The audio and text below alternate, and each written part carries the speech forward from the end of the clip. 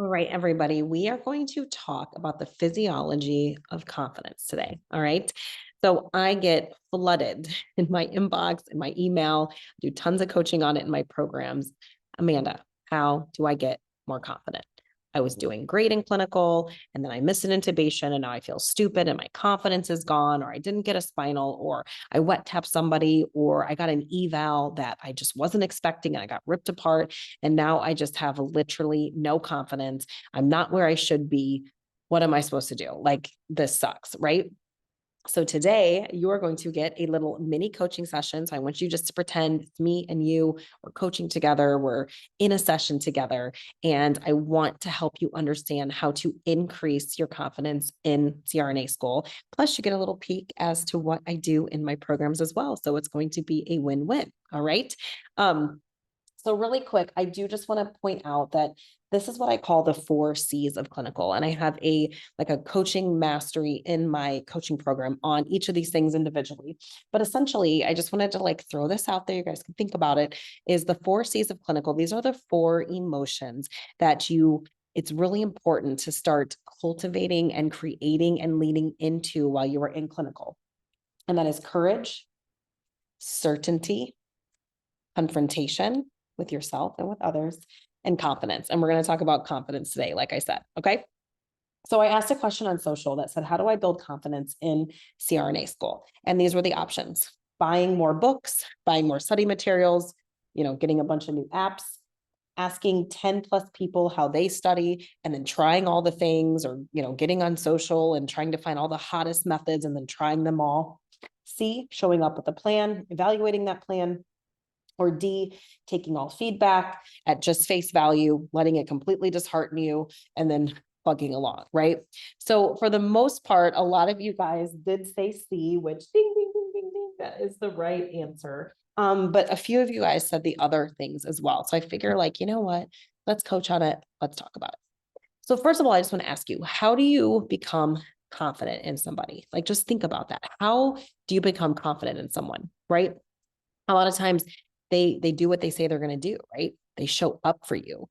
They're consistent. All right. So think about that. What builds your confidence in someone else?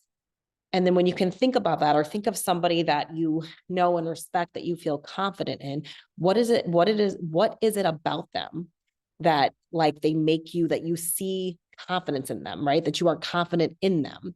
And how can you take those characteristics, those things, and integrate them into what you do, right? Because a lot of it, being consistent in your preparing, right? In preparation, being consistent in your show up game, having a plan, right? And guys, having a plan does not mean that the plan has to be used. It has to go perfectly. It's having something. It's trying something, right? It's the doing it. And it's the, okay, that didn't work. I have to pivot now.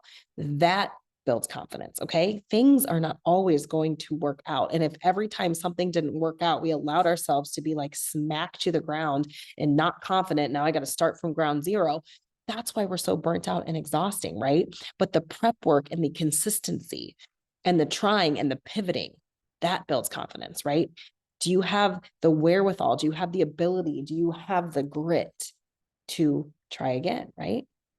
We tend to stake our confidence on, number one, how people perceive us and being validated, or how the plan worked out.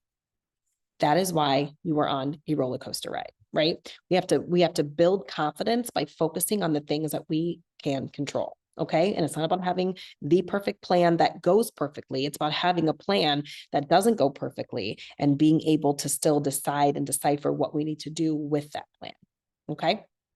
I want you to think about as well, the first time you cross paths with a CRNA, right? I've read so many personal statements on so many mock interviews. I've talked to so many of you, right? And you're like, oh my God, that moment you saw the CRNA, right? And they exuded confidence, right? They established rapport, where they walked in that room, they knew what they were talking about. They tubed the patient. They were able to assess the situation, right? You guys love that CRNA energy the first time you came across that CRNA. Who is that? That's what I want to be. Okay. They came off confident. Okay. What are the characteristics that you saw in them? And once again, how can you start to build those within yourself? And let's talk about it, right? Do you know what that CRNA did?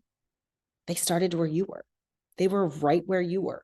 They were in school. They were applying. They struggled. They missed intubations. They sucked at things. They forgot to turn on the oxygen, right? They didn't answer every question right, right? They got some mediocre grades, right? It's how everybody starts, right? But think about it. The things that you're like looking at, this confident CRNA that you want to be, right? It's their skills that they took time to build, right? Their assessment skills, the ability to like know what you need and ask for it and get things done, right? When you think about that, that confident CRNA was once where you were too, okay? Don't spend time squandering and being mad at where you are because you just aren't where you're supposed to be at. You are where you are, right? You're not where your classmates are, but you're not supposed to be because you are where you are, okay? Your responsibility is to keep building confidence in yourself. And it is not anyone else's job to do that for you. It is your job to do that. We think confidence lies in validation. Well, if someone tells me I'm doing well, and don't get me wrong, yes, you do need to have evals. You do need to have constructive criticism. You do need to kind of have a gauge of where you're at in your program and something to work for, right? But it doesn't have to be like the be all end all, right? You still always get to decide what you're going to do with that confidence, right? Because once again, we think confidence lies in validation. We think if we get on social and scroll for the perfect study tips, or we get on Amazon and we find all these books, we want to order them, right? Or maybe if I just get along better with my classmates and figure out what they do, right? Like we think that A, B, and D is all going to build confidence. It is not where you are going to find confidence, okay? And no, I'm not saying you might need to tweak your study tips, right? Or your study, you might need to tweak it. You might need to try something different, right?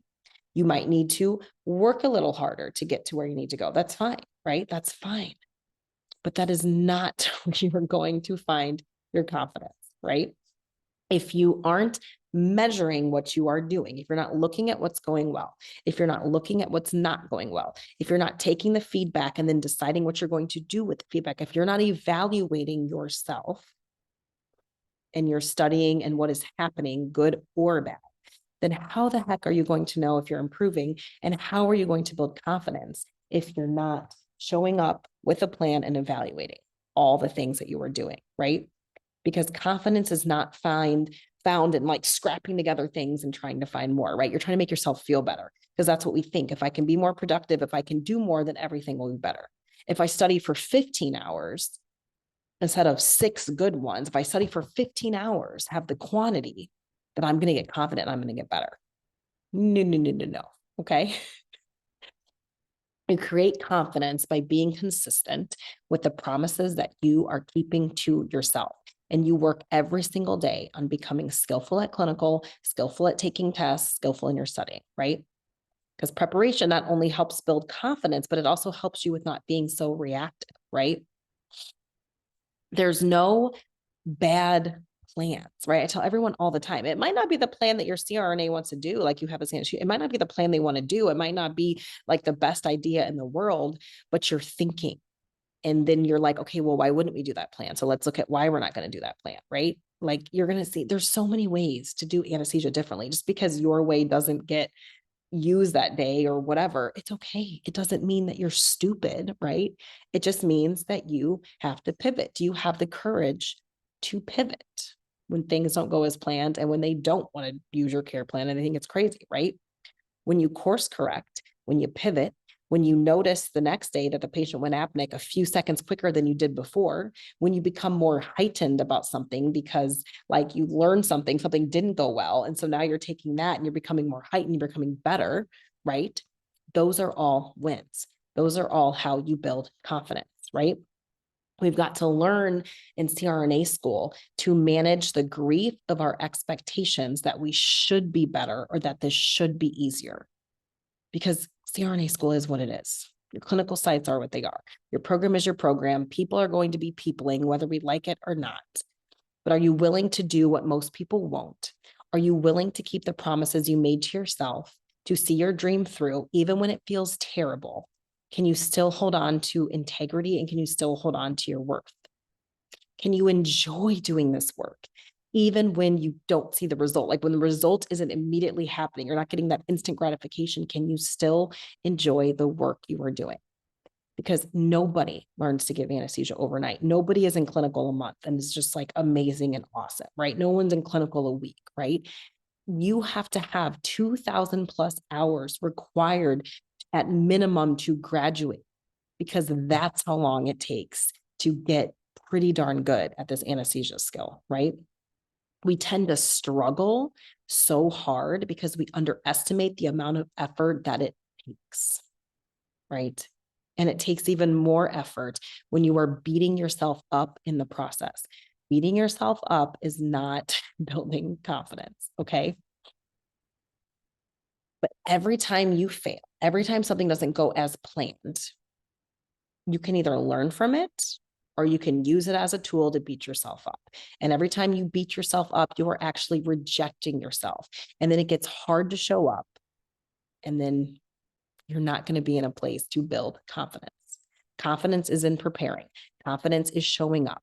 Confidence is doing. Confidence is failing.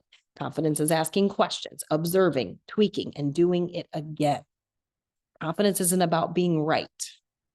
It just matters what you are going to learn, and giving yourself the grace to be where you are and learn while you do it. Confidence should never, ever live and die on what other people say or do. It is called self-confidence for a reason, right? You control your activity. You control your attitude. Did you engage the CRNA school process, right? Because the CRNA school process works. It works. I'm a CRNA. Many people are CRNAs, right? We wouldn't be here if the process doesn't work. Make it about engaging the process, not the perfect results, right? Yes, you intubate the right hole time after time again, it does and build confidence, right? But when you don't get that result, what are you doing with it? Because that's also how you can build confidence, right? We don't have to get the perfect results or get the perfect eval to build confidence, right? Your intent should be to learn something and to be 1% better today than you were yesterday. Link your confidence to engaging the process, which is showing up, having a plan, doing your care plans, discussing things, getting feedback, taking tests. Like, you have to engage and work the process, right? When you tell yourself nothing is working, I'm stupid, I'm so tired of this, I don't even know what I'm doing, these thoughts are going to tire you out and burn you out, right? You are going to be trying new things and learning things your entire career. You have to begin to start loving the process and loving yourself through the process. That's how you build confidence. Create the plan, do the plan, evaluate the plan, tweak the plan, do it again while you hold yourself tightly in your own worth that cannot be touched, and having compassion as you build the confidence day after day. Your identity is what you believe you're worth, and self-confidence is delivering on it, keeping the promises you made to yourself. You are the only one who says how much self-confidence you have. You get to decide that. And when you fight yourself by saying you're not good enough and you shouldn't be here because you missed an epidural or you wet tap somebody, then you're rejecting yourself, and then you're never going to feel confident. And the opposite of self-confidence is self-sabotage and low self-worth. That's why we do so much work on that in my program, right? Is building up our identity as our new identity as CRNAs, and learning how to be more on a high worth cycle phase than in low self-worth all the time, right? Because when you're self-sabotaging and when you're in low worth, you're not going to be confident. You're going to procrastinate, right? And you're going to lose that self-discipline because you're not supporting yourself on the journey of who you are becoming. You do not have to feel confident. You don't have to feel turned on all the time. Like, I'm on, I'm great, I'm good, I'm doing my thing. You don't have to feel good to do good at clinical. You still have value when you don't feel good. You can still build confidence when it doesn't feel good, right? And on the flip side, stop telling yourself when you do something well that it's a fluke, right? When you can evaluate what didn't go well, what is going well, And even looking at how you're creating the results that you like, that you do want. When you can duplicate that, and when you can stop beating yourself up when things don't go well, that is where you build confidence. You are resourceful, you have value, and you have the ability to impact the CRNA community and your patients right where you are right now. Stop making the hill you live and die on. Stop being so dependent on validation and feeling good all the time and having the best results, the perfect results. And start depending on your ability to be resourceful and figure things out and engage and work the process and being kind to yourself during the process. That, my friends, is how you are going to build confidence. Okay. All right. I hope that was helpful. Drop me a message or a comment below on what are you going to do this week to engage the process and build your confidence up. Okay. Courage, certainty, confrontation, and confidence, the 4 C's of clinical. If you can start to chip away at these things, you, my friend, are going to be an incredible CRNA. Have a great one, guys.